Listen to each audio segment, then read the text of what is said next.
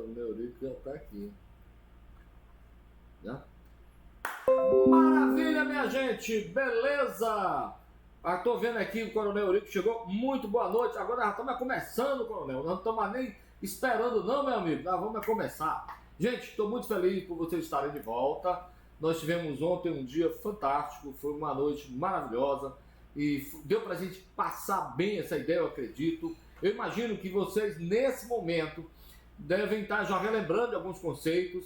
A gente pode depois até disponibilizar esse material, mas a gravação está aqui no nosso canal, então você vai poder usá-la quando você quiser, dar uma pesquisada quando você desejar, né? Especialmente naquilo que diz respeito a conceitos que você precisará usar diariamente.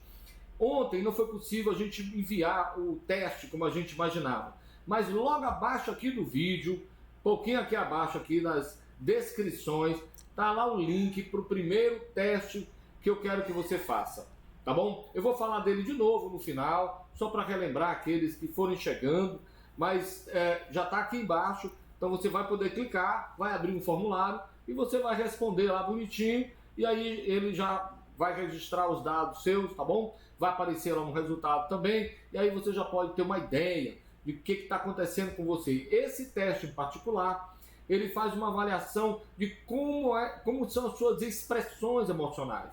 Então, várias categorias de como é que você se expressa, como é que isso acontece com você. Então, ele é um excelente instrumento, uma excelente ferramenta para você se conhecer um pouco. Então, vale a pena fazer. A gente vai disponibilizar amanhã mais 2 testes também. Um deles é sobre um tema que nós vamos falar hoje ainda, tá bom? E o outro é sobre também as valências emocionais. Tem mais emoção positiva ou negativa? Como é que é esse balanço, né? Como é que é esse equilíbrio em você?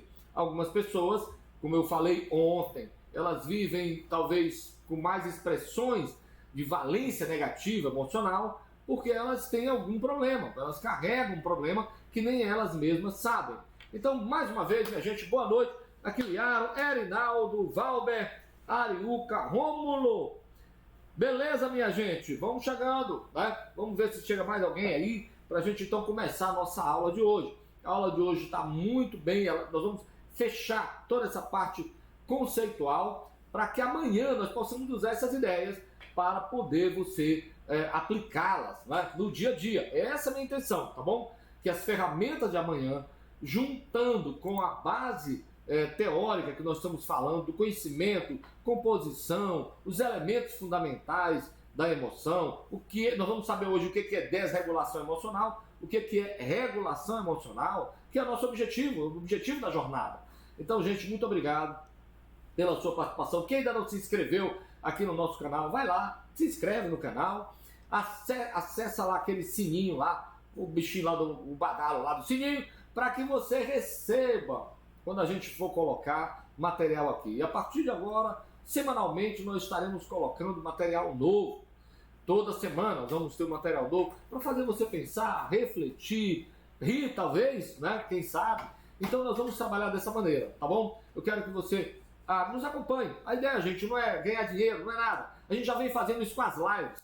Toda semana a gente tem uma live. Aliás, os nossos participantes da live já temos um tema bacana para a nossa live da próxima semana, tá bom? O tema eu não vou nem falar agora não, porque aí vou dar aqui um spoiler. A gente vai falar no final de semana. Vou combinar com o Rômulo e aí a gente já vai colocar o tema, né? Um tema que é bem atraente, bem, digamos assim, apimentado, né? Vamos dizer assim. Não é apimentado como você está pensando não, viu? Cabeça suja. Pensamento é apimentado no sentido de tocar em emoções, né? Em coisas que diz respeito à nossa vida. Olha só, minha filhinha está aqui também. Viliane, minha querida, essa aqui é uma querida que está sempre junto nas lives. Viliane, você é muito bem-vinda. Mayra, muito bem-vinda também. Quem mais? Adriana, boa noite, Adriana, beleza? Bom, acho que a gente pode começar, né, minha gente? Senão a gente vai ficar meio espremido aí no tempo. Eu quero honrar aqueles que já estão conosco agora aqui, tá bom? Então vamos agora ligar o nosso PowerPoint aqui para começar o nosso trabalho de hoje, beleza? Vamos lá! Bom, eu deixei aquele mesmo pensamento do Aristóteles aqui para rememorar, né? a ideia do medo, a ideia do que ele pode fazer, a ideia do medo associada à dor. Mas aqui, gente, a coisa fundamental dessa frase é a palavrinha imaginação. Porque, na verdade, tudo começa aqui. O medo que você sente, a tristeza que você sente, a alegria que você sente, a satisfação, a raiva, a tristeza, enfim, todas essas coisas são mediadas pelo seu cérebro. E todas elas estão associadas intimamente à percepção, à sua percepção. Nós vamos falar disso um pouquinho mais adiante agora, né? Nós vamos tratar disso já, tá? Então, bem aqui no cantinho, dá uma olhadinha no cantinho aqui do nosso slide, tem o que é inteligência emocional. Eu vou começar definindo isso. Há um cara famoso, que é o Daniel, esqueci o nome do cara agora. É o autor de Inteligência Emocional. E o livro dele é um livro absolutamente fantástico, que eu recomendo a leitura para quem tiver interesse em se aprofundar mais nesse tema. É o primeiro livro que fala desse tema, foi escrito em 1994, mas é um livro que está plenamente, digamos assim, atual, que vai aprender muita coisa nele. E ele faz uma série de conceitos legais lá, inclusive o conceito de regulação emocional. E esse conceito que nós vamos trabalhar aqui, baseado em 4 estruturas, né, 4 atributos, é baseado na ideia do Daniel, lembrei do nome do cara, Goleman. Daniel Goleman, tá bom, gente? É um livrão azul. Quem tiver a oportunidade de comprar, é uma leitura agradável, não uma leitura chata, tá? Então eu recomendo. Não estou ganhando nem um centavo da editora não, tá, gente? É porque eu já li, como é uma leitura legal, de repente você se anima, né, depois dessa jornada aqui, você, cara, eu vou mergulhar nisso, vou conhecer um pouco mais, tá bom? Vamos lá? Primeiro atributo. A inteligência emocional é definida por esses 4 atributos aqui. O primeiro deles é esse aqui, autogerenciamento. O que seria autogerenciamento, gente? Bom, a palavra ela já está bastante óbvia, né? Ela está bem indicando o que nós estamos fazendo. É a capacidade da gente controlar sentimentos, comportamentos impulsivos, gente. Vocês sabem que controlar comportamento impulsivo não é uma coisa dada. Eu não aprendo do nada, isso não acontece assim de graça. Até porque ela tem, a impulsividade nossa, ela tem uma característica neurológica. Quando aquelas crianças, e às vezes a pessoa se torna adulta, com o famoso transtorno do TDAH, lembra? Transtorno de déficit de atenção e hiperatividade. Uma característica fundamental da hiperatividade é a impulsividade, é a falta de controle. Né? Quem tem, por exemplo, síndrome de Tourette, que é uma síndrome ligada ao autismo também, ele tem essa característica da impulsividade. Então há um defeito neurológico. Mas você que não tem defeito neurológico, você também tem impulsividade. E como é que você aprende a controlá-la? As regras da vida, as regras sociais, as regras morais, a religião, a espiritualidade, são elementos que fazem isso. Fora disso aí, nós temos os elementos que nós vamos trabalhar amanhã, tá bom? Que nós vamos indicar para você, ensinar, nós vamos, na verdade, treinar, que eu aqui desse lado, você aí do outro lado da câmera. Então eu vou até já lembrar você amanhã, se você puder ficar num local que não tenha muita perturbação, que não tenha muita interferência, para que você possa praticar. Nós vamos praticar meditação amanhã, mas vamos fazer algumas tarefas, né, com esse perfil. Não vai ser tudo meditação, mas várias formas de fazer isso, tá bom? Nós vamos treinar amanhã. Então, o autogerenciamento é essa habilidade que me dá essa grande capacidade, que me faz cumprir compromissos, né? E me gerenciar dentro de um contexto. Qual é o segundo atributo, gente? Autoconsciência. O que é autoconsciência, gente? Se não um conhecimento de mim mesmo, se não um conhecimento de como as emoções operam em mim, o que elas fazem em mim e como é que eu reajo a elas. Como é que isso acontece? Então, a autoconsciência, que é uma das coisas mais incríveis que um homem, eu falo homem no sentido genérico, tá bom, gente? Esse homem, mulher também, é a pessoa que consegue perceber os pensamentos. A autoconsciência é, eu reconheço uma emoção, eu percebo a emoção e eu sei nomeá-la, eu sei qual é a razão dela. Então, saber disso é fundamental. Quando a gente não sabe, a gente, por exemplo, é atravessado pelas emoções. Falei muito nas cordas ontem, né? Então, os eventos vêm e dedilam as nossas cordas emocionais e elas simplesmente explodem em nós. E você tem a sensação que você não controla, é porque você não tem autoconsciência. Então, a autoconsciência é essa ligação da percepção, do notar de uma maneira profunda de onde vem essa emoção e qual é a relação de causa dela e por que ela está em mim. Não é simplesmente, e pode acontecer muitas vezes, tá, gente? Só fazer um parênteses aqui rapidinho. Uma condição que pode acontecer com qualquer um de nós é, digamos, você amanhece um belo dia e então você se sente entristecido. E você procura na mente e não acha uma relação de causa e efeito. E você fica meio preocupado com aquilo, aquela tristeza vem do nada. E essa tristeza, ela pode ser apenas, tá bom, gente? Um balanço de disponibilização de neurotransmissor chamado serotonina. Então, quando ela está um pouco mais baixa, ela afeta o nosso estado emocional. Ela muda o nosso afeto. Lembra que é aquela coisa que engloba humor, emoção e sentimento? Lembra? A gente falou ontem, ele muda o nosso afeto. Então, não tem nada de errado. Porque emoção, gente, ela é objetiva. E quando ela não é objetiva, eu posso fazer esse autoconsciência e perceber que ela reverberou em mim, mas ela não tem uma causa real. No caso da tristeza que eu mencionei agora, tá bom? Então eu não vou ficar encucado procurando o chifre na cabeça de cavalo. Beleza? Vamos lá? Nosso terceiro atributo é consciência social. É a consciência social que nos faz ler a realidade, é que nos faz ler o outro, ler um ambiente. Você chega no ambiente de trabalho e você, novo, você não conhece, você foi recém-contratado, e antes que alguém, que é o fofoqueiro mor da empresa, comece a dizer quem é quem faz o quê, quem é chato, quem é legal, quem não sei o quê, você tem a capacidade de fazer a leitura desse ambiente. E essa leitura faz com que você se comporte de determinada maneira, com que você perceba esse clima organizacional. Estou falando aqui no caso de empresa, mas isso vale para todo ambiente. Não é? Há ambientes que são carregados porque por excessiva competição, as pessoas se tornam ranzinzas, mesquinhas, porque elas estão cada qual apavorada com medo do outro tomar o lugar. Então esse tipo de ambiente ele cria um clima emocional. Então é importante a gente perceber, para nós sabermos como é que a gente se comporta e como é que a gente se autodirige dentro de determinado contexto. Isso é muito importante, tá, gente? Quem não consegue perceber isso pode ter problemas. E o último é o gerenciamento de relacionamento. Uma pessoa que consegue gerenciar relacionamento através da gerência das suas emoções, que aconteceu lá no início, autogerenciamento, é uma pessoa que ela é inspiradora, é uma pessoa que agrega, é uma pessoa que ela se torna exemplo para os outros, ela é uma pessoa que faz com que o ambiente se torne mais saudável, porque ela consegue, não estou falando daquelas pessoas, tá, gente, que vivem elogiando os outros demais, que vivem falando bem de todo mundo, que vivem se agachando às vezes, falando positivamente demais, excessivamente, sem necessidade. Não é esse tipo de gente que eu estou falando, tá bom? Aquele que faz gerenciamento de relacionamento é uma pessoa que consegue entender o ambiente, consegue fazer com que as pessoas, ele em si mesmo é a ferramenta, ele em si mesmo é o instrumento, ele é um inspirador, porque ele não é aquela pessoa que cria atrito, que cria espaços de conflito, pelo contrário, tá bom? Então, esses 4 pilares, esses 4 atributos definem inteligência emocional.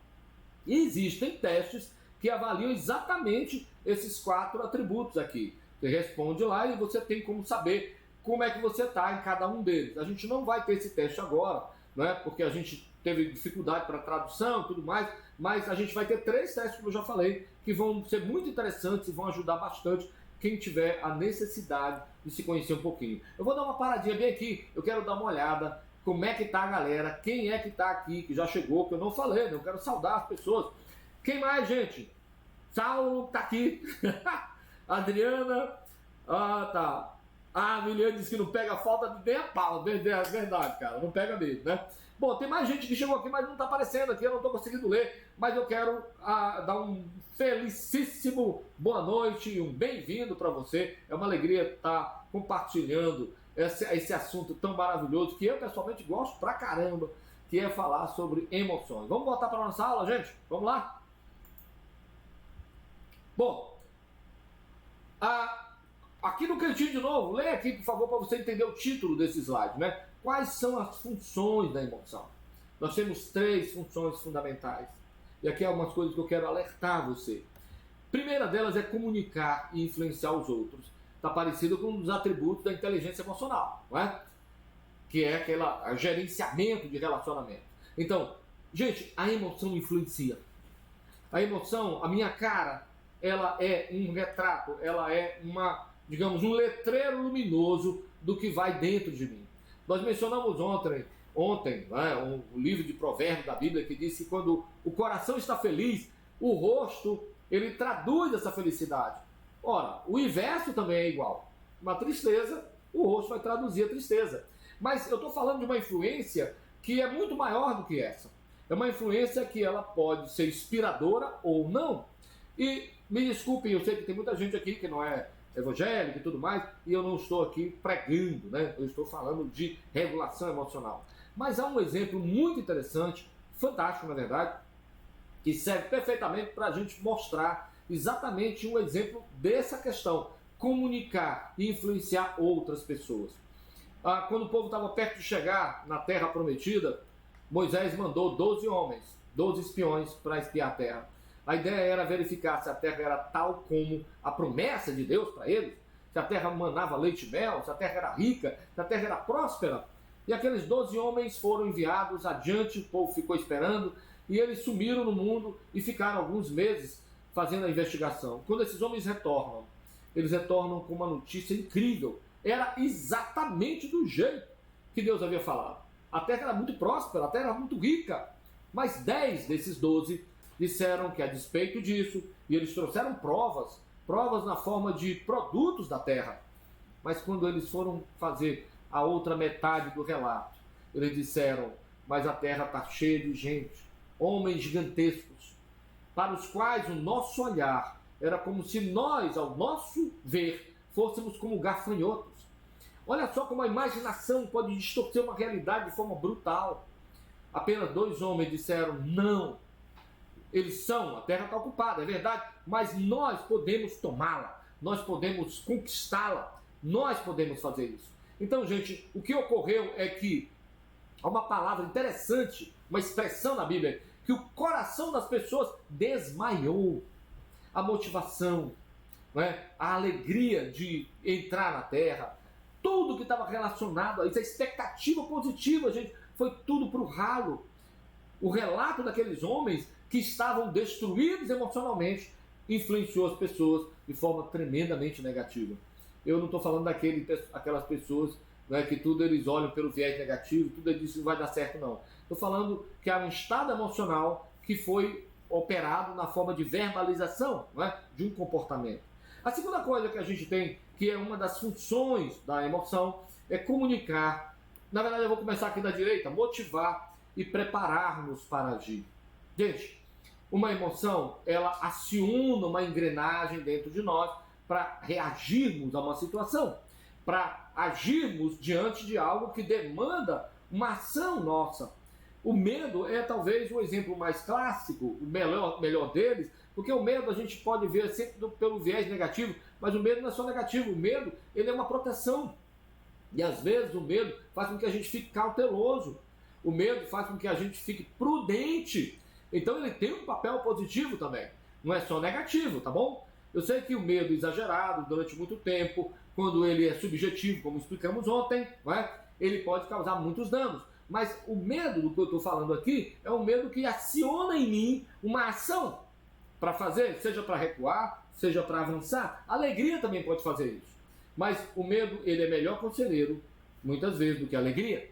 Não é? Tanto é verdade que quando a gente está falando de transtorno mental, e nós estamos falando de pessoas que têm transtorno bipolar, quando elas estão num estado de mania, elas têm uma alegria exagerada, contagiante, extravasante, elas são otimistas à enésima potência, elas não conseguem verificar nada.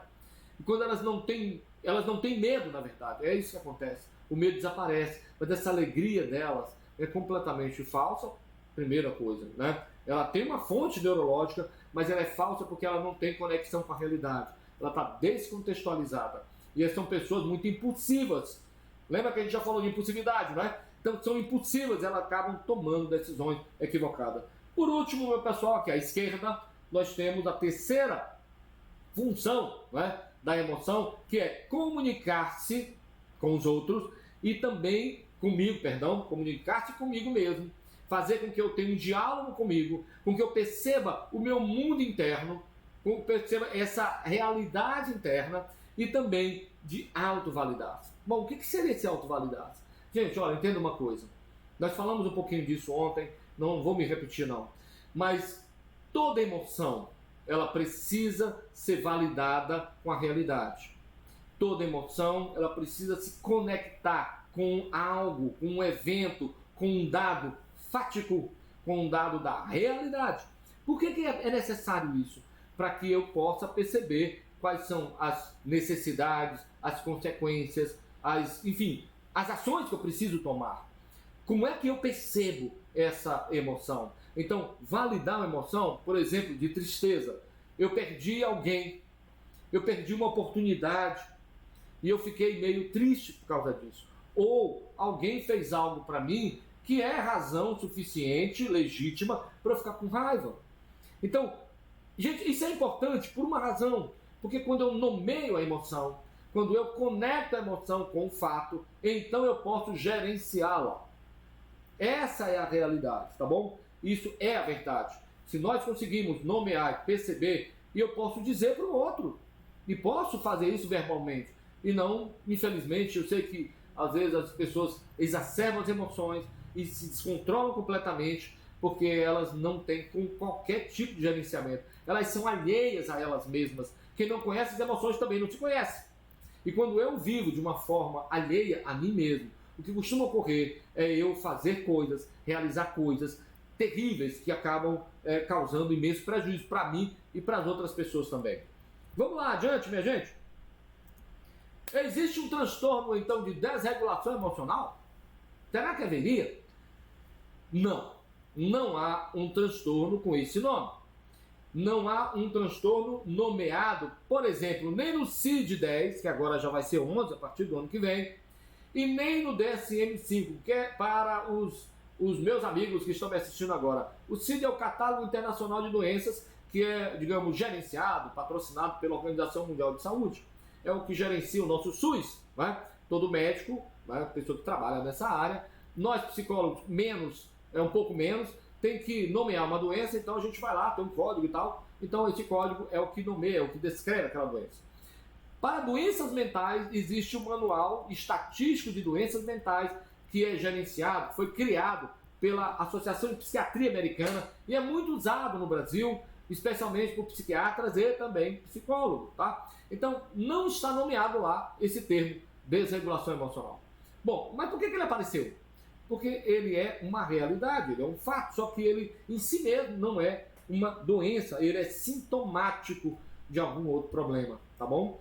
Ele não é em si mesmo. E a gente vai falar um pouquinho de quando as emoções variam para o pior, né? Variam para o lado negativo, parecem doença. Elas vão aparecer, por exemplo, naquele transtorno opositor de algumas crianças, vão aparecer em várias outras áreas. O transtorno bipolar que eu mencionei, né? A gente vai mencionar algumas, aí sim, transtornos mentais reconhecidos, onde a desregulação emocional é uma faceta, é digamos, uma das formas de eu perceber que há algo errado com aquela pessoa. Você mesmo, não sendo profissional da saúde mental, você já identificou muitas vezes pessoas assim. Você vai falar com a pessoa e a pessoa reage de uma maneira completamente desproporcional, ou ela age de uma maneira mesquinha, ou raivosa, ou irônica demais, né? Enfim, a gente vê muito isso na vida. São pessoas que vivem carregadas de tantas coisas ruins e elas vão despejando por aí. Elas estão desreguladas emocionalmente. Não são doentes mentais, mas carregam um problema que tem origem mental. Então, a gente tem aqui um pequeno conceito, uma pequena definição do que é a desregulação emocional. Vamos ler lá, olha só. A desregulação da emoção pode ser vista como a incapacidade de controlar a intensidade, né, e a duração de emoções negativas, como medo, tristeza, raiva. Imagina que você conhece uma pessoa com a qual você teve um problema sério. E aí você saiu dali abalado, frustrado, com raiva, triste. Então você tem ali uma cornucópia de emoções que você sai carregando. E você começa a ruminar. A cena que você viveu com aquela pessoa, ela fica voltando. E você repensa os diálogos. E você começa a dizer, mas eu devia ter dito assim, eu devia ter feito assado. E você fica ruminando. E aí, o que acontece? É nessa hora que aparecem as melhores frases, não é? É nessa hora que aparecem as melhores respostas, aquela que você ficou entalado lá na hora de falar, e ela aparece agora depois que você ruminou, e às vezes até perdeu o sono. Isso, gente, é desregulação emocional. Você sabe por quê? Porque as emoções, ou o fato que você viveu, o evento que você viveu, ele tomou conta de você. Não é você que está no controle. Quem está no controle é aqui uma quantidade de pensamentos que estão remoendo um evento que passou. Então não há essa história de, se eu tivesse feito isso, se eu tivesse feito aquilo. Você fez o que deu, você fez o que foi possível. Tá, vamos dizer que você fica comparando e você, cara, eu perdi, ó. No diálogo lá, na hora do embate, eu perdi. A pessoa falou mais coisa do que eu, ela disse mais coisa do que eu, e eu queria ter dito isso e aquilo lá, e só agora vem aparecer na minha mente. Isso, gente, é desregulação emocional. Isso traz mal-estar. Você perdeu boa parte da sua noite pensando nisso, virou uma espécie de pequena obsessão, né? Lá, instalada, girando, sem que você conseguisse de jeito nenhum fazer nada a respeito. Então, gente, quando a gente trabalha a regulação emocional, a gente reconhece esse estado. E em vez de eu ficar chateado, porque eu deveria ter dito, eu trabalho aquilo que eu disse, aceito as coisas como foi e começo a sair dessa armadilha, dessa areia movediça, que não me larga de mão de jeito nenhum. Né? Então, a gente ainda está trabalhando a ideia do transtorno, né? Se existe esse transtorno de desregulação emocional. Então, ele está relacionado a esses itens aqui. As várias ansiedades, especialmente o transtorno de estresse pós-traumático. Por que o transtorno de estresse pós-traumático ele está tão associado à desregulação emocional? Há uma razão. O transtorno de estresse pós-traumático ele é um evento traumático. Nós falamos disso, inclusive, na nossa última live sobre traumas. Né? Ela está, eu não sei se ainda está salva lá no Instagram do Rômulo, mas nós falamos sobre esse assunto. É um transtorno que nós somos afetados durante muito tempo, pode ser por anos, em que emoções são produzidas a partir das memórias que são evocadas do evento traumático que eu vivi. Então eu não consigo controlar isso. O medo, o pavor, a frustração, a vergonha, elas ficam voltando, sempre que há um gatilho. Pode ser mental, né? Eu lembrei, pode ser algo que eu vi na TV, pode ser algo que alguém falou, enfim. Então, a depressão, ela produz isso também. A depressão, ela não é a tristeza, tá bom, gente? Depressão não é tristeza, depressão é uma coletânea de sintomas que passa de 10, mais de 10 sintomas. E ele precisa ser correlacionado com o tempo em que está acontecendo aquele problema. Normalmente o DSM usa 2 semanas. O próprio teste, que é baseado no DSM, ele usa 2 semanas. Se eu tiver 2 semanas naquele estado, aí você responde lá. Então ele vai avaliar praticamente toda a lista de sintomas emocionais que nós vivemos. Mas, sem dúvida nenhuma, a tristeza é uma das características mais evidentes da depressão. Então, quando eu me sinto deprimido, eu tenho 3 distorções cognitivas severas. A primeira delas é, eu olho para mim e me percebo de uma maneira extremamente negativa, para baixo, inferior, impotente. Quando eu olho ao redor, eu tenho uma percepção também terrivelmente negativa sobre o meu mundo, a minha realidade, a minha casa, a minha família. É como se isso não valesse nada. E quando eu olho para o futuro, meu olhar é de desesperança. Então, são a tríade cognitiva negativa, que quem criou essa ideia foi o Aaron Beck, que é o criador, né, da terapia cognitivo-comportamental. Ele percebeu isso nas pessoas. Então, há uma distorção brutal na mente, que a pessoa não consegue sair também. Então, dependência de droga e álcool, transtorno borderline, que é um dos transtornos mais difíceis de tratar. Eu acho que em toda a minha vida eu tive um paciente assim. É muito difícil, ele é persistente, mas apesar de ser muito difícil e persistente, ele tende a ficar mais brando na medida em que a pessoa envelhece. Mas qual é a característica fundamental emocional de quem tem transtorno borderline? Raiva. Uma raiva profunda, uma raiva sem objeto, uma raiva da vida, do mundo, de si mesmo. essa é uma das razões, porque quem tem esse transtorno se automutila, né? Se corta, se queima, enfia pregos, faz todo tipo de coisa que você nem imagina, tá? Coisas absurdas, né? Chocantes. E eu tive uma pessoa que fazia isso, ele se queimava com cigarro, ele se cortava, ele enfiava coisas nele mesmo, por causa da angústia, da raiva, da sensação profunda, né? Muito profunda, de uma autoestima completamente destroçada. Então, assim, essas são alguns dos transtornos em que a gente percebe a desregulação emocional. Então, os transtornos mentais graves como esses aqui, gente, eles costumam fazer com que as pessoas tenham um controle emocional muito fraco. Deixa eu beber um pouquinho d'água, tá bom? Dá um pouquinho d'água aqui. Enquanto isso, eu vou voltar para ver quem é que tá mais aí da galera. Deixa eu ver quem mais chegou para eu falar. Ninguém! Simone, eu não falei de Simone. Joyce L, minha querida, olha só, Joyce L. É muito triste, Kátia, ver uma pessoa raivosa sem motivo. Mas na verdade há motivo sim, Kátia. A razão é que nós podemos dizer que essa razão não é razoável. Que essa razão ela não tem conexão. Lembra que eu falei? Emoção tem que ter conexão objetiva com a realidade. Mas quem está num estado assim, ele não consegue fazer isso. Ele não consegue perceber. Ele sofre. Ele só sofre. Então essa é uma das razões. Ó, o Arthur, meu filho, bem-vindo!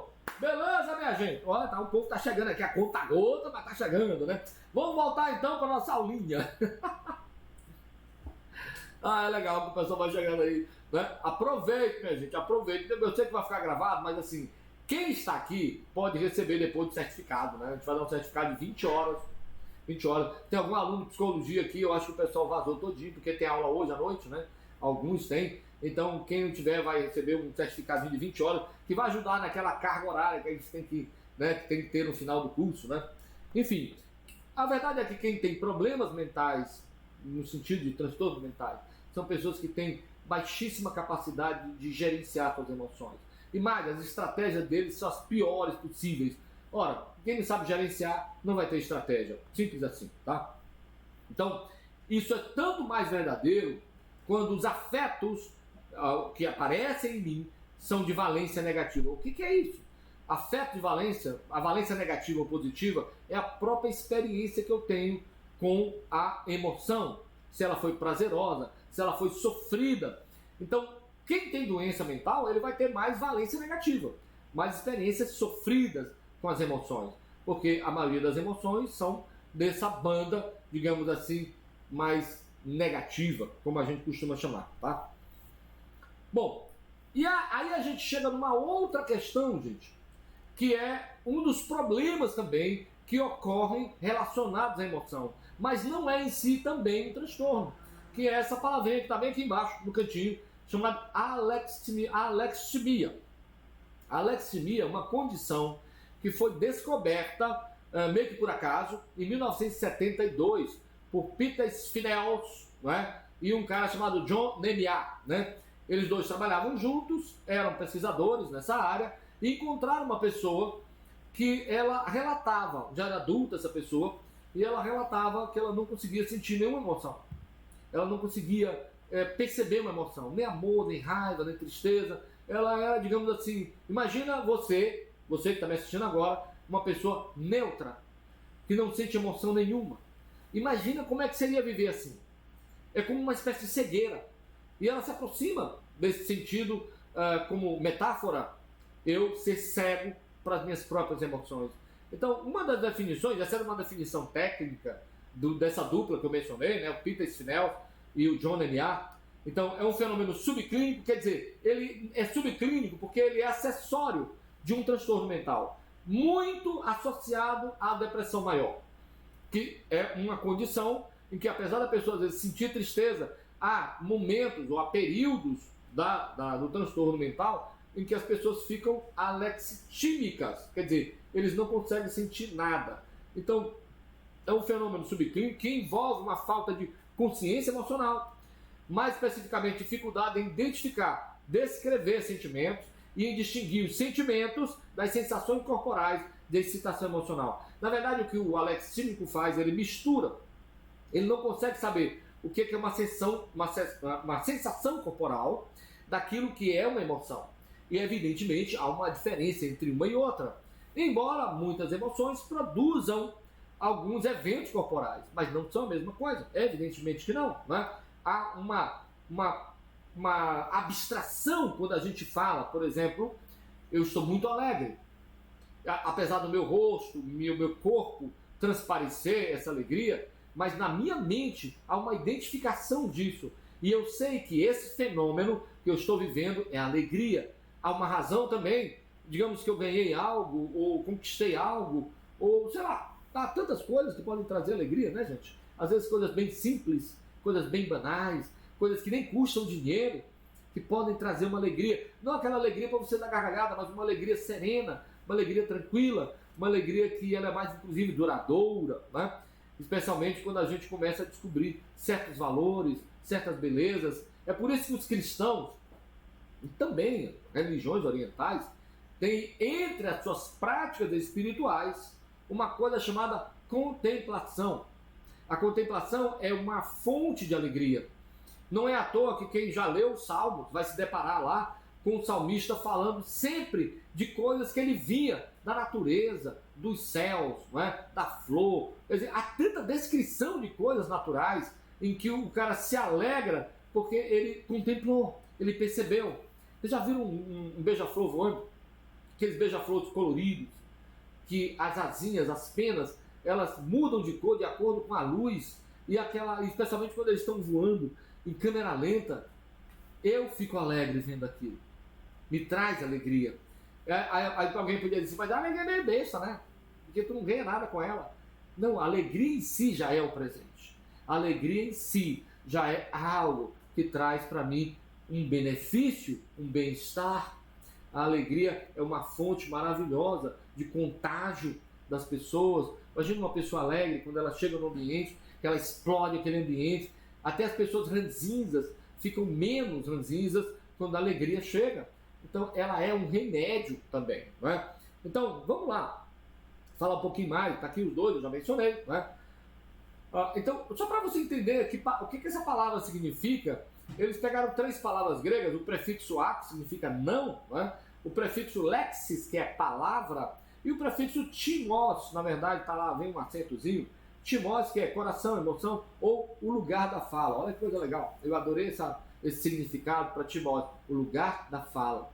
Então, literalmente, se a gente juntar, 100 palavras para descrever, para nomear, para dizer sobre as emoções. Uma pessoa que tem esse estado, ela vivencia isso. Aí você pode dizer, mas onde é que isso acontece? Tem aqui um mapa aqui bacana, um cérebro legal. Estão vendo o cérebro, minha gente? Tem uma faixa azul em forma de ser, né? Nesse formato aqui, chamado giro cingulado ou giro do símbolo. Não se preocupe não, tá, gente? Porque não precisa entender de anatomia cerebral agora. É só para você entender como o nosso corpo é algo maravilhoso, como a sua mente é algo incrível, fabuloso, é estonteante, é abismal, é alumbrante, né? Porque nessa estrutura linda aqui, maravilhosa, azulzinha, ela, quando ela está danificada, você fica lexitímico. E sabe o que é mais chocante? Que isso pode acontecer tanto porque você sofreu um trauma físico, uma paulada, uma queda, um acidente, ou porque você sofreu maus tratos, ou porque você sofreu violência, ou porque você sofreu abusos sexuais. Quer dizer, um elemento que não atingiu o cérebro, não acertou, não me deu uma pancada, ele é capaz de alterar e de fazer o meu cérebro adoecer nessa áreazinha. O que ela faz? Ela faz esse controle do centro emocional, que é o córtex límbico, fica um pouquinho abaixo dela, com os centros, lobos temporais, ou os lobos frontais, que é essa região aqui da análise, da avaliação, do julgamento. E é por essa razão que existem 2 grandes canais, vamos já falar, né? 2 grandes canais por onde as emoções correm no seu cérebro. Eu sei que a gente sempre aprendeu, né? A emoção está no coração, é porque o coração é talvez o órgão que mais reverbera a emoção. Sabe o que? Você recebe uma notícia legal e o coração bum, bum, bum, bum, bum. É uma maravilha. o seu corpo inteiro cantando, o seu corpo inteiro vibrando, seus músculos se retesando, pro bem e pro mal, o seu corpo fala. Eu gosto sempre de falar uma coisa aqui, não tem nada a ver com emoção, mas tem tudo a ver com o que nós estamos falando no geral aqui. Quando você não fala, você não verbaliza, o seu corpo fala. E quando o seu corpo fala, ele não fala de uma maneira muito boa, ele grita com doença. Por isso que emoção tem que ser sentida. Lembra da autovalidação da emoção que nós falamos? A emoção tem que ser validada, ela tem que ser reconhecida. Eu não posso dizer para uma pessoa que está triste, isso é besteira, fulano. Uma bobagem dessa que está desse jeito. Cada pessoa sente da sua maneira, cada pessoa sente da sua forma. Então eu não posso pegar e ficar aqui com uma réguazinha, uma régua, tá? Medindo. Beleza? Botar aqui a régua. Medindo a emoção alheia, cara. Eu não posso fazer uma coisa dessa. Cada qual sente a partir das construções, da realidade do seu mundo interno. Então a tristeza do outro é tristeza. Sabe o que eu e você temos que fazer? Acolher a tristeza do outro. Não tem nada para falar, fica calado. Bota a mão no ombro, dá um abraço. Mas não diz assim, levanta a cabeça. Vamos lá, minha gente, vamos lá. Não sei o quê. Não funciona assim. Beleza? Mas uma palavra legal. Fulano, se você precisar, eu estou aqui. Se você quiser falar algo, eu estou aqui para ouvir. Você só usa o ouvido e você está ajudando alguém.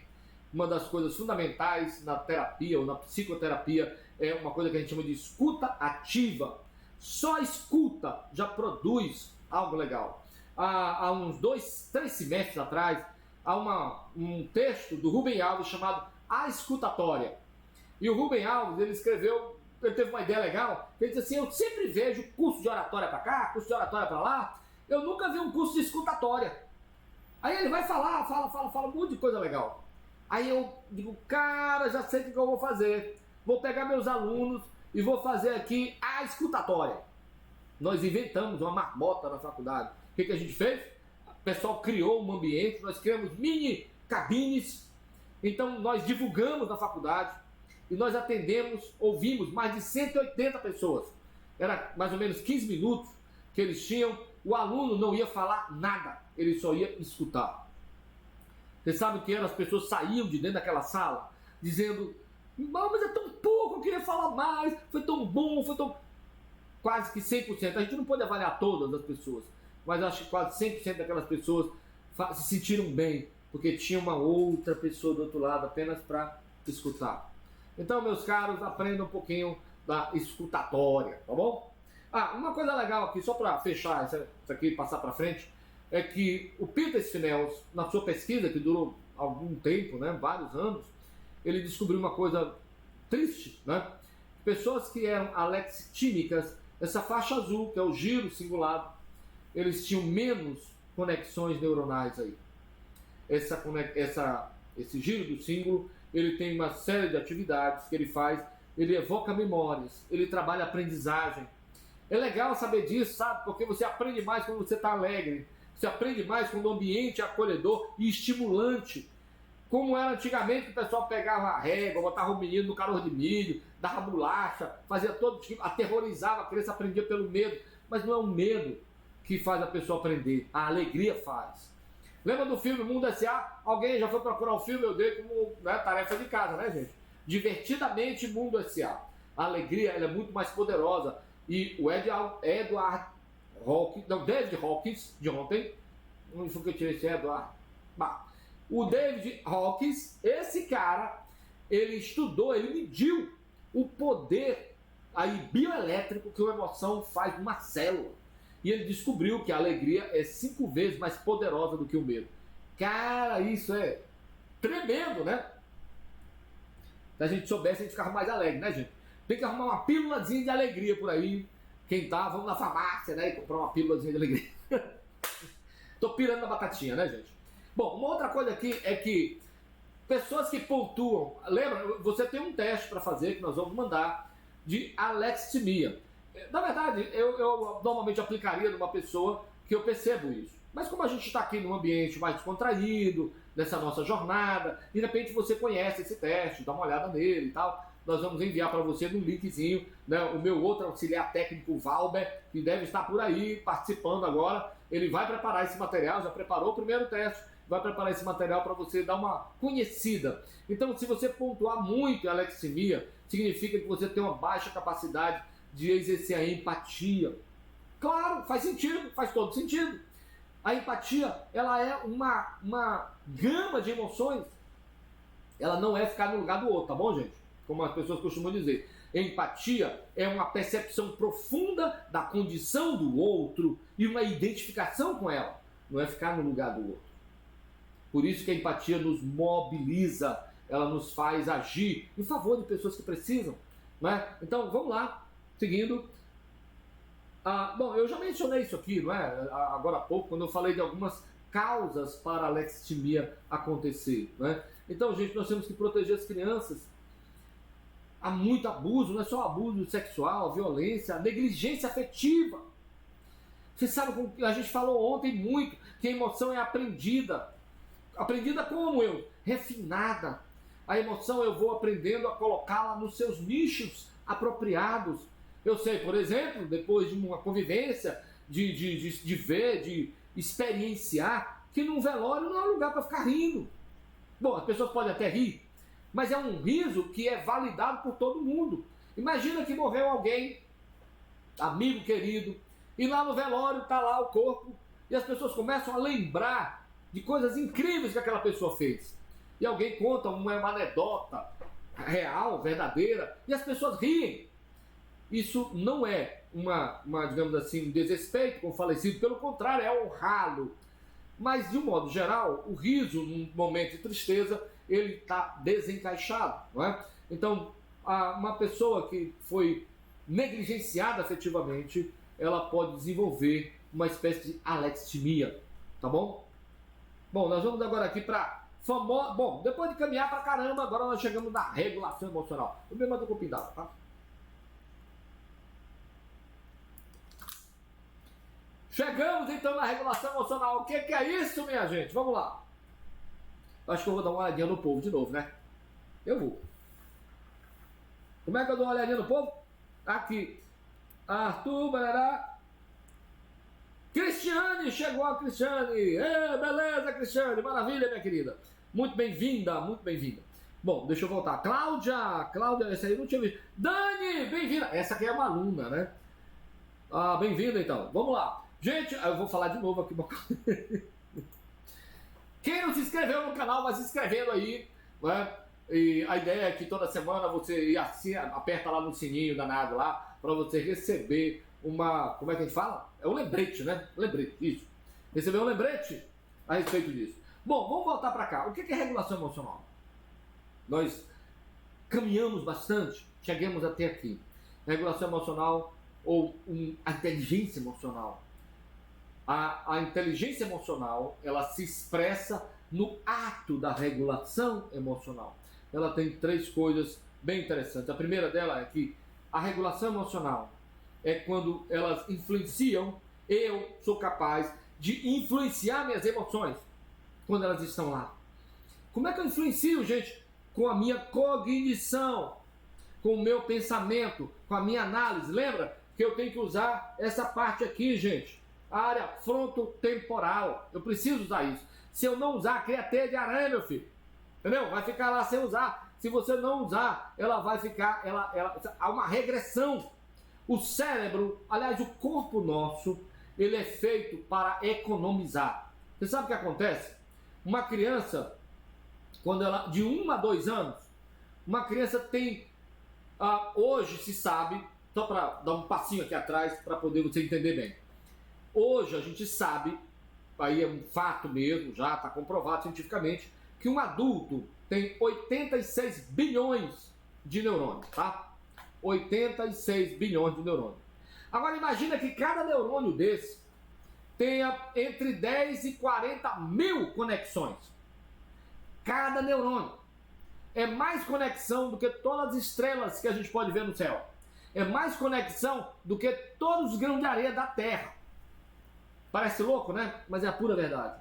Imagina 86 bilhões, cada um com entre 10 e 40 mil conexões. É assim que seu cérebro é. Gente, é uma coisa maravilhosa.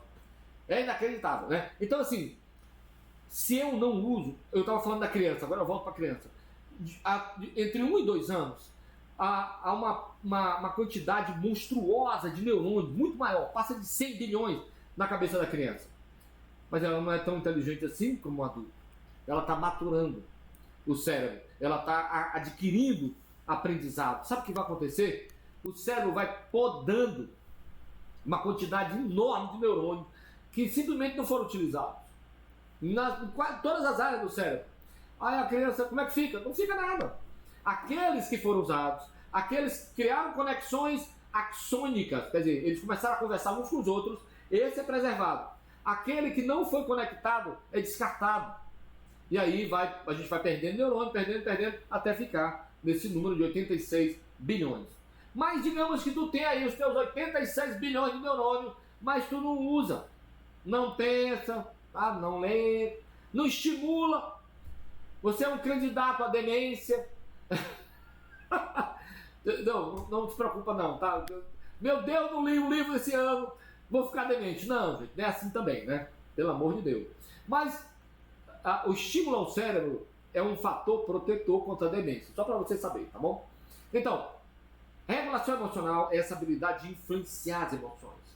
Eu interferir nas minhas emoções. Mas por que eu consigo interferir? Porque eu consigo identificá-las, nomeá-las, discriminá-las, tá bom? Se eu não conseguir, eu não vou conseguir, evidentemente, influenciar a emoção, coisíssima nenhuma. A outra coisa, que é parte dessa inteligência emocional ou dessa regulação, é como eu experimento as emoções. Quando o Freud estava trabalhando, qual era a grande doença mental da época? Era o que se denominava histeria. Uma das características da histeria, hoje ela não tem mais esse nome, é chamado transtorno conversivo, né? Pode afetar homens e mulheres, naquela época era típico de mulheres, mas o próprio Freud, ele se autodiagnosticou com algum grau de histeria, tá? O próprio Freud. Mas sim, qual eram as principais características da histeria? Era a exacerbação das emoções. Era isso, tá? Gente, eu estou demorando mais hoje do que não, mas já terminar, tá? Aguenta aí, não sai, por favor, né? Você está precisando uma aula, não vai me deixar falando aqui para a parede, né? Não, para a parede não, para a câmera. E por fim, é como eu expresso as minhas emoções. Eu expresso as minhas emoções no lugar apropriado, no ambiente apropriado, entre as pessoas que convém. Eu posso ser seletivo, aí é o famoso controle das emoções, tá bom, gente? Isso é inteligência emocional. Imagina que quando você está parado, um dia típico seu, você produz entre 40 e 60 mil pensamentos. Todos esses pensamentos, eles são das mais diversas formas.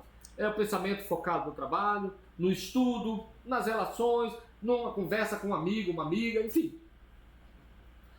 Pensamentos vão. Quando você para de focar e você não está com a atenção focada em nenhum lugar, seu cérebro divaga, pensando. Né? Então nós produzimos tudo isso. Dentre esse grupo enorme de pensamentos, vem pensamentos negativos, pensamentos perturbadores, pensamentos que trazem memórias ruins. Normalmente em terapia cognitivo-comportamental nós chamamos esse pensamento de pensamento automático, que é um pensamento que vem e desperta alguma reação na gente e a gente acaba, ou então ele aciona uma crença, enfim, não vai dar para explicar isso aqui agora, mas é só para vocês entenderem, esses pensamentos, eles produzem isso o tempo inteiro. Imagina se a cada pensamento ruim, e eu tenho certeza, se você pudesse escrever num diário que ninguém fosse olhar, alguns 3 pensamentos terríveis que você já teve, você mesmo teria até vergonha de escrever. Por que isso acontece, gente? Porque nosso cérebro divaga.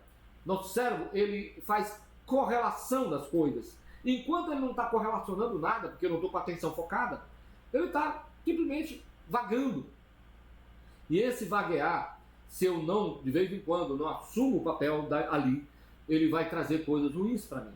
E eu vou atuar exatamente, a regulação emocional, ela vai atuar como um modificador. Se ele traz um pensamento triste, uma memória frustrante, por exemplo, uma frustração que você teve lá atrás, ou um trauma, mas que você superou, e então você olha para aquele trauma e você pode praticar uma das coisas que nós faremos amanhã, tá bom? E então você vê com mais clareza você está protegido. Imagina uma pessoa que está apavorada e não consegue sair de casa, não consegue abrir a porta da rua e botar a cara do lado de fora. Ela tem pavores terríveis. Mas eles são objetivos? Eles são reais? Não, está tudo aqui. Então a imaginação nossa, ela é maravilhosa para combater esse processo também. Então a regulação emocional, ela vai modificar, ela vai ajudar a selecionar, classificar, filtrar as informações que são mais importantes e que nos motivam para atendê-las de uma maneira e, por exemplo, se for medo, que eu possa enfrentá-lo. Você foi convidado para dar uma palestra, você está simplesmente apavorado. E quando você está apavorado, você vê, mas eu estou apavorado por quê? Ah, porque eu vou ser julgado, porque eu tenho medo de esquecer. E você cria uma série de fantasmas. Se você acreditar mesmo neles, você vai afundar o seu barco. Você não vai conseguir falar, tá bom? Já caminhando para os finalmente, eu quero que você entenda uma coisa importante. Que a maneira como nós entendemos, percebemos os nossos sentimentos, eles vão afetar a nossa capacidade de decisão nas tarefas do dia a dia. Um pensamento não é a verdade. Um pensamento, ele não representa necessariamente fatos. E se não é assim, e a gente está tomando uma decisão baseada num pensamento dessa forma, a gente pode ter muitos problemas. Gente, entenda uma coisa também, que quando nós fazemos assim, é porque está havendo uma distorção perceptiva e depois dela, uma distorção cognitiva na nossa mente. Quando essas duas coisas acontecem, então eu tomo decisão errada. Eu posso ter medo daquilo que não é para ter medo. Eu posso ser incapaz de agir, de atuar, de responder a algo que eu precisaria fazer, tá bom? Claro, entre os pensamentos todos perturbadores, eles são aqueles que vão evocar reações da gente. A verdade é que se você não regular as suas emoções, você vai viver à mercê delas. E você vai ter sempre a sensação de descontrole e até uma sensação de impotência. Muitas pessoas que têm ansiedade, que têm às vezes uma miríade de pensamentos ruins na cabeça, contra os quais ela não consegue lutar. Você sabe qual é a sensação? Que ela está enlouquecendo. Eu gosto de dizer para essas pessoas sempre que quando a gente tem a percepção de que estamos enlouquecendo, quando a gente desconfia que está ficando doido, é porque a gente não está. Porque uma pessoa realmente doente, que tem um problema mental desse nível, ele não consegue fazer essa interpretação. Ele não consegue pensar isso, tá bom? Ele simplesmente está louco, ele enlouquece. Ele não tem capacidade de perceber se está ficando louco ou não. Bom, isso pode ser tranquilizador, né, para você, se você estiver passando por uma situação parecida. E nós vamos terminar dizendo o seguinte, que há dois grandes canais, né, onde as emoções trilham na nossa mente. Eles são chamados de um canal rápido. Canal rápido, eu sou estimulado por algo, passa por uma estrutura no cérebro chamada tálamo, que é a que recebe todos os inputs sensórios, exceto o olfato, mas tudo de você, tato, paladar, audição, visão, passa pelo tálamo. Ele faz uma seleção desse material e ele rapidamente, se há algo que é identificado como problemático, ele empurra isso para a amígdala. A amígdala é a sede do medo. E aí vai haver uma explosão emocional. Então é um canal rápido. Esse canal rápido é importante? Claro que é. Imagine que você está na floresta e vê um leão, um urso, alguma coisa assim. Dá tempo você ir pelo lento e imaginar, bom, vejamos se esse leão ele está com fome, se ele está mal intencionado comigo. Não, gente. Tu vai subir no primeira árvore lá, tu vai, sei lá, te tocar num lugar qualquer para escapar do leão. É assim que a gente faz, né? Então eu preciso desse canal. Sabe qual é o problema dele? É quando vivendo em sociedade, a gente vive com esse canal acionado, explodindo por causa do estresse, por exemplo. E o outro canal da gente é o canal lento. O canal lento, ele passa pelo tálamo, como a gente falou, e ele vai para cá, para os lobos frontais. Ele é avaliado, ele é só pesado. Aí eu escolho alguma coisa para fazer. E aí eu faço uma integração disso. E então eu mando para a amígdala. E a amígdala dá vazão a essa emoção. Mas antes houve uma filtragem, houve uma contenção daquela enxurrada. Então não há explosão emocional. Eudes, como é que eu faço para resolver isso? Umas técnicas a gente vai falar amanhã, tá bom? Bom, para finalizar, nós temos aqui algumas estratégias de regulação emocional. Mudança cognitiva, eu acho que eu já falei bastante sobre isso hoje. Mudança cognitiva é mudar a forma de pensar. a forma de interpretar. Porque como você interpreta, você pode aumentar sua sensibilidade ou diminuí-la. Você pode ficar mais apavorado ou menos apavorado. Alguém que entra num lugar escuro e de repente ele vê algo apavorante lá. Se ele acender a luz, ele vai ver que não tem nada apavorante. Então é sempre a produção dos nossos sentidos que às vezes evocam em nós emoções que podem ser complicadas. Então, mudança cognitiva, alterar nossa perspectiva em relação àquela emoção. Seleção da situação. Às vezes eu sei que vou para um lugar e que vai atiçar um problema que eu já vivi ali. Pode ser um trauma. Então eu posso trabalhar isso antes, eu posso mudar o ambiente, por exemplo. Há pessoas que ficam sensibilizadas com cores, com barulhos. Então nós podemos alterar o ambiente para que essa pessoa seja, digamos, tenha as suas emoções mais ruins evocadas. Eu posso fazer isso. A outra coisa é exposição ao meio e modificação da situação. Essa situação aqui que nós estamos falando, na anterior eu posso pedir ajuda de alguém, posso pedir que alguém me conduza, facilite para mim, sinalize para mim, para que eu possa, enfim, enfrentar o problema emocional que eu tenho. Essa exposição ao meio, modificação da situação, eu não modifico a mim mesmo, eu modifico o espaço, eu modifico o ambiente. E por fim, gente, essa seleção de respostas adaptativas, aí é um trabalho que eu faço comigo. Como é que eu vou, sabendo de todas essas coisas, ou me preparando antes, como é que eu vou responder? Às vezes pode ser um ensaiar, uma fala, pode ser eu vou enfrentar alguém que é muito desafiador, é um problema muito grave, e eu vou ter que me expor, não tem outra maneira. Então pensar sempre antes, imaginar as falas, imaginar como eu me portarei. Por exemplo, eu posso pensar e me preparar para não responder a provocação, por exemplo. Então, quando a gente faz isso, a gente está melhor preparado para enfrentar situações desafiadoras. Eu acredito que esse é o último slide. De fato, Vou voltar aqui para a gente encerrar hoje. Ainda tem mais aqui, o pessoal se manifestou um pouquinho mais. Eu quero agradecer a presença de todos hoje. Fiquei muito feliz pela presença de vocês.